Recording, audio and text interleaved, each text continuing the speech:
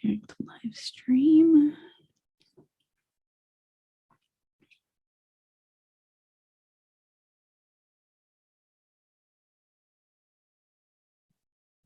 And there we are. Okay, I think we are live. Got it. Okay, the meeting is now streaming live on YouTube.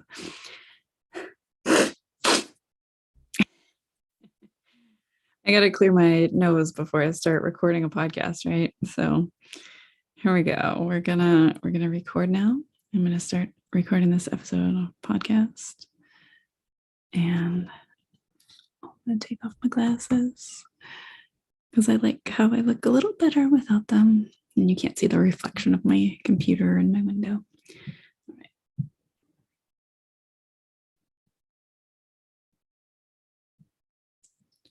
Hello and welcome back to the Martial Arts and Crafts podcast.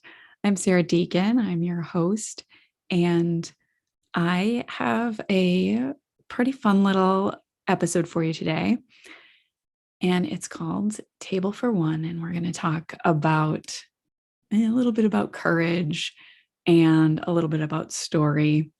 So I was reflecting on this at the end of last year in December because my birthday is in December, right? So, it's very close to Christmas. It's the 21st. So there's a lot going on in my birthday season.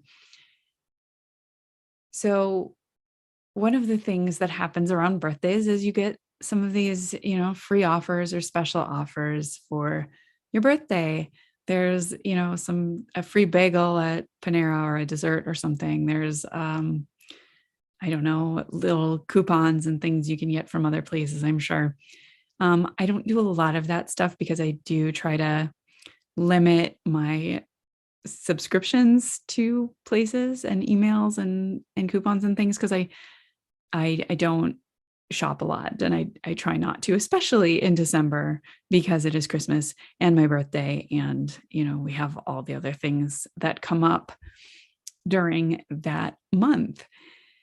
So the one thing I do subscribe to still for many years now is the Red Robin email club or membership club, whatever, the VIP service. And it's because I do really enjoy a certain Red Robin hamburger. It's the bonsai burger, and it's phenomenal. So I've been a member of that rewards club for quite some time because we used to go out more often to places like that. These days, we don't really eat out as much, not just for pandemic reasons, but for financial, economic reasons, and reasons that we also have to feed, 3 children if we decide to go out as a family, and that gets really expensive really quickly. So sometimes, my husband and I will go out for dates and things like that, but we do tend to try to go new places and experience some new foods when we do that. So I still do get the email from Red Robin as my birthday approaches that for the month of December, I get that free hamburger, the free burger. And having been working on some marketing of my own for my own business, I do understand that the intention of this particular incentive is to get me into the building, maybe with a few other people who don't have December birthdays, and then spend plenty of money beyond that particular freebie. But that's not how I roll. Most birthdays, I actually go somewhere else to celebrate.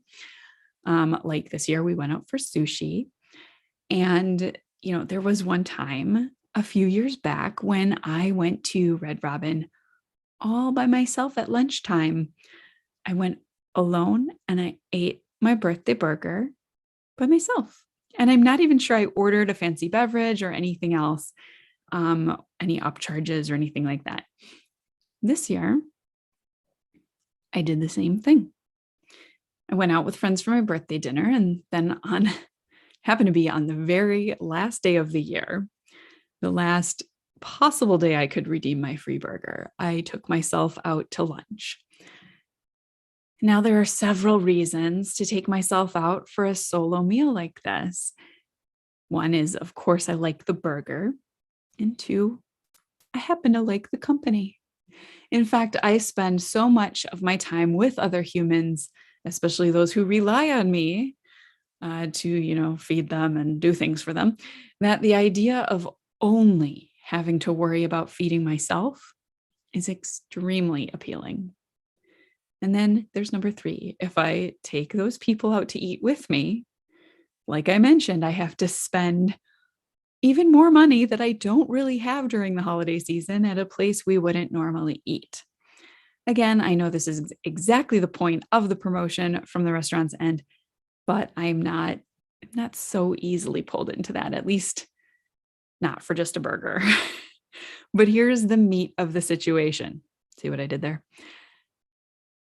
I honestly almost didn't go. I almost didn't do it, take myself out for the lunch. And I almost justified standing myself up because I thought about the leftovers in the fridge and the story in my head that only psychos eat alone in a restaurant.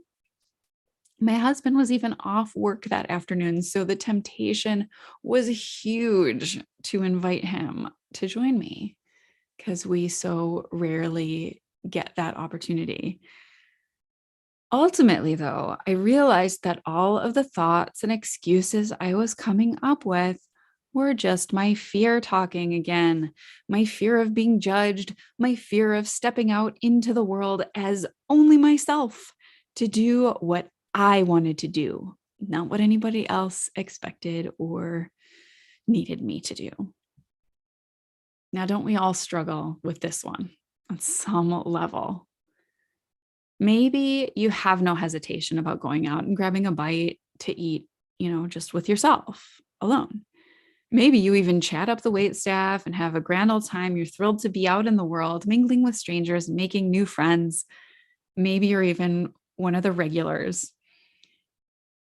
But maybe you struggle with a different way of showing up for yourself. Maybe you haven't gone to the doctor yet about that thing because you just know it's going to be bad news. So you put it off and you create more of those stories that most of which are probably not even true. Maybe you spend all your time interacting online, often anonymously perhaps, and maybe you're a super mega, or maybe you're like a super mega star influencer because you're actually really awkward around people, like in real life. I mean, even, just face to face, showing up on a Zoom call or something live and in person. Maybe you're not ready to merge those identities and embrace your whole truth. Maybe it's more subtle. Maybe you serve others to your own breaking point and you accept their thanks and praise for your generous actions so that you don't have to risk just being and being seen for just being you. So you feel like you have to do and you have to act and you have to give all the time. Maybe it's something else, but it's probably something. You're human after all, just like me. So I took that hard look at my excuses, the ones in my head, the ones I was making to avoid lunch alone with myself at the Red Robin. And here are a few more I'll share because I'm practicing what I teach, what I talk about, showing up as my whole self. So here's a couple of more. That time of the afternoon, I anticipated maybe there wouldn't be many diners and I'd be intruding on the staff's downtime. I mean, I've worked in a restaurant before. I know sometimes after the lunch crowd leaves, there's time to bond with the staff, with your fellow wait staff or the kitchen staff or whatever, where you're just kind of hanging out with the host or hostess and, forming those bonds of culture as an employee, as staff of the place, of the restaurant. I didn't want to intrude. I also didn't want to be one of those people sitting at a table, blind to the world around me, just looking down at my phone the whole time. Because I tend to, I try not to, but I tend to sometimes judge people who are constantly staring at a phone, especially when there's other people sitting at the table, but even just when they're sitting by themselves, I try not to judge because I don't know what pressing thing is on that phone. And I also know that sometimes it is just Candy Crush or social media. Anyway, I didn't want to be one of those people. I struggle enough with my own attachment and addiction to my phone. I didn't want to take myself out and not spend time with myself. I'm important too. And at the same time, here's another one. I didn't want to be one of those psycho creeps who just stares into space, or even worse, at other people. No one likes to be stared at. I like to observe. I try not to stare, but I do like to observe. Because if I had to choose, I would choose that, to be the psycho creep staring or looking around or observing other people, instead of the one attached to the phone. Because again, that's one of my weaknesses. That's one of my struggles. I'd rather be in the world than distracting myself from my surroundings. And there are times, of course, that I do enjoy the distraction.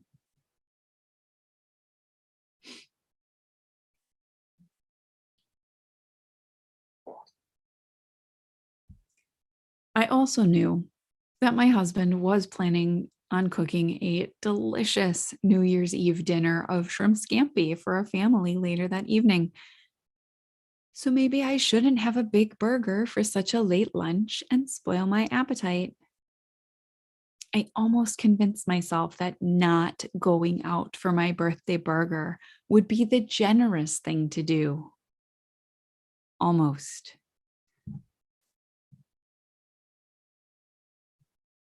And last fall, I really began to look at some of my blocks when it comes to receiving. Over the last several years, I've been stuck in many ways. I've been convinced that generosity meant giving myself away. Some of you out there might know what I'm talking about. And even though I knew that logically I couldn't give what I didn't have, the acceptance and integration of self-care and self-honoring practices, that was slower to come to me. In November and December, it worked on my mindset, and I really did unpack some of my beliefs around receiving in order to open myself up to more abundance. I can still be generous. I still am generous. And now my generosity starts with giving to myself and receiving my own love and support. By doing this for me, I have opened up myself to receive from myself and then from others, which I have done in abundance. And as a result, I feel even more equipped, better equipped to give even more. Funny how that works. The more I pour into myself, the more I'm able to pour out from my overflow, even sometimes. And then in January, the first week of January, I headed out to Florida to see my parents. I went by myself. They were really excited to have me there. And they also had a certain level of understanding that my long weekend with them was also a retreat for me. So we worked on holding that balance. And that was something. And I think I'd like to think we all got what we needed out of that time together, and the time we did spend where I was, seeking my own things, my own thoughts, and my own being. Now, since my kids were born, I have never traveled by myself. I believe even in my life, I can remember one trip that I took. Ooh, two. I can remember two trips that I took that was just me. Um, One where I didn't know anyone at the destination, another where I traveled again with people I knew, but not family. And, because even though my parents, they were there, they were transporting and housing me, um, I, I struggled a little bit with defining it as a weekend alone because I did have my parents there and a few of their expectations. But it felt like such a big step, especially again, because I had not gone out on my own, traveled alone for, 14 years, because I, I wouldn't be responsible, much like lunch. I wouldn't be responsible for feeding or caring for anyone else besides myself on this trip. And even that was a little bit scary. I I I had a little trouble accepting the gift of this trip, both from my husband being so supportive and accommodating of holding down the home while I was away and encouraging me to even entertain the idea of doing this in the first place, and receiving that gift from my parents of the time. But ultimately, this was, it was like my birthday burger lunch, but on a larger scale. And even though I had a little bit of that fear of stepping out on my own in a different way than I had before, it it came a little bit more easily because of all the work that I've been doing to pour into myself and to allow myself to receive in so many various ways over the last, few years, over my life, right? I've I've let in that process of going to Florida and traveling and accepting those gifts, I had the opportunity to let my, even more of my self-limiting stories and distractions and excuses dissolve. And then I got to open up this space in me to connect with myself in one of my favorite spots in the whole world. And I will be doing an episode on the experience of that trip and the depth of understanding I came home with. Um, but yes, being just in one of my favorite spots on the beach, on the ocean, um, it was beautiful. And when I took myself out to lunch, I sat at Red Robin, and they've become very efficient of getting people seated, ordered, their food comes quick and it's very efficient.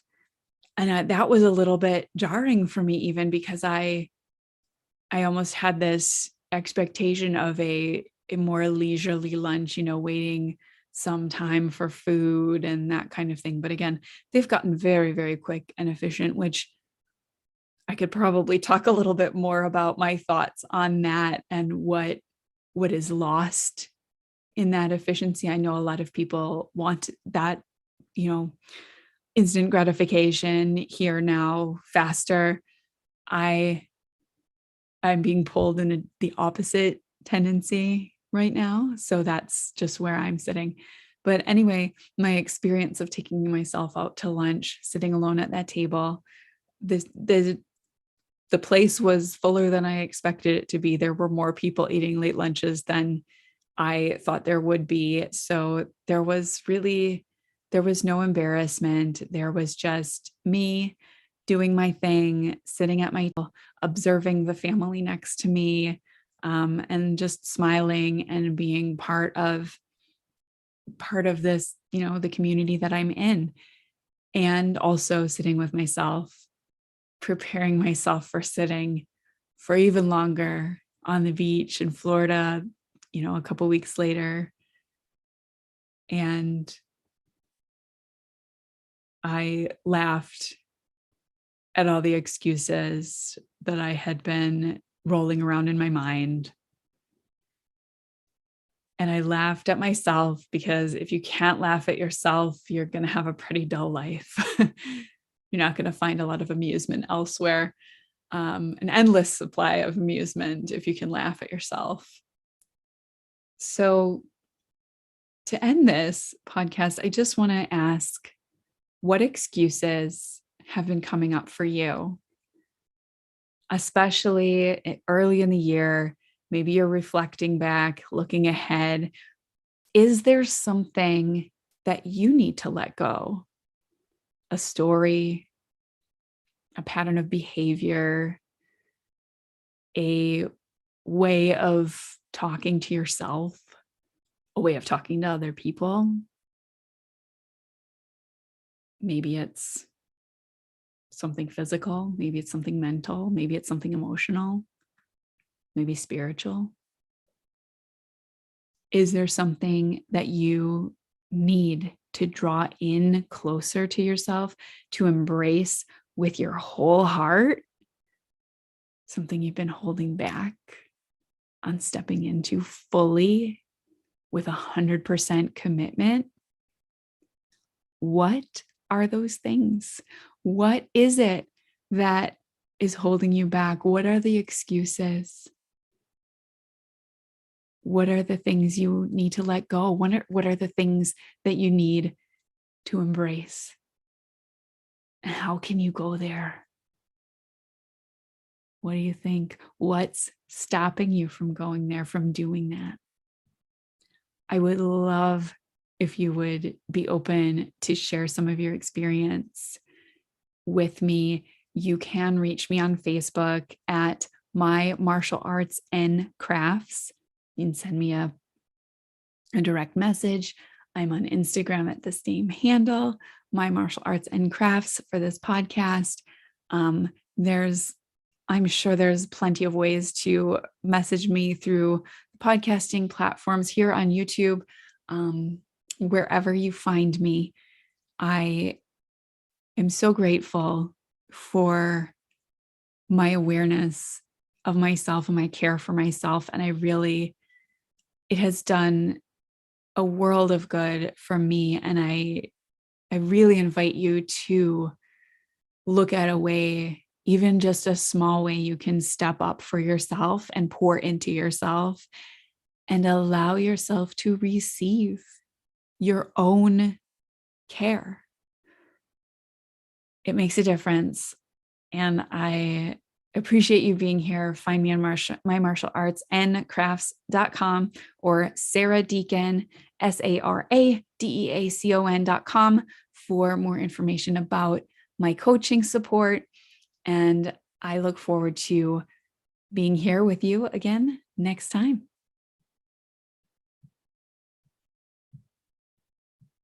And that's the end of the episode.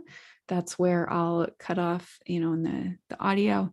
And this is the video. So you get to see me talking and recording the podcast. Not everybody listens to podcasts on just audio. So anyway, thanks for being here on YouTube, and leave me a comment or message if you are interested in getting in touch and connecting.